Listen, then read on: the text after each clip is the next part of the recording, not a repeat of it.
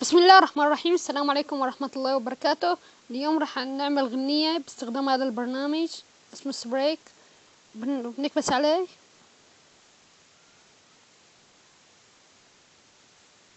راح تطلع لنا هيك واجهة بهالشكل هذا. راح نشرح الأقسام. هذا القسم تبع إضافة مؤثرات، وهذا الزر تبع التسجيل. عندك تسجيل عادي وعندك تسجيل مباشرة قدام المشتركين. إذا كان عندك مشتركين وتكبس على هذا الزر بيطلع قدام، يعني شو ما بتحكي بشوفوك. راح نجربه، راح نشرح هاي أول أداة. هاي الأداة تصفي، بصفقولك. وهذا جرس، وهي طبل، وهي غنية غريبة، وهي كمان تشبهها. هي تصوير، وهذا الزر بحيوك، وهذا ضحك، وهذا الزر في كتيم اللي ما حبيته.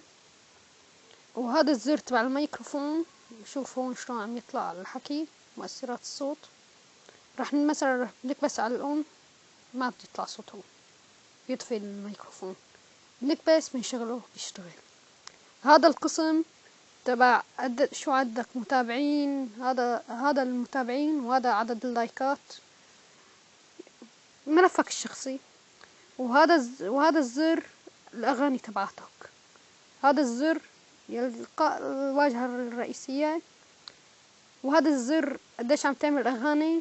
أنا اليوم لأنه 23 عم بتدرب عليه الفيديو. وهذا الزر أدوات البرنامج. نكبس على هذا الزر رد، بنحاول رد نعمل تسجيل صوت. نكبس على هذا الزر، راح أعمل له تصفيق. وبس خلصت عمل يلي بدي اياه وحكي، بكبس على هذا الزر. بعدين بكبس على هذا الزر الصغير هيك نحفظ الفيديو لو يكون نزل. عفوا هذا هو نزل. بعدين بتعمل له مشاركة او حذف. ان شاء الله هيك بنكون وصلنا لنهاية الفيديو.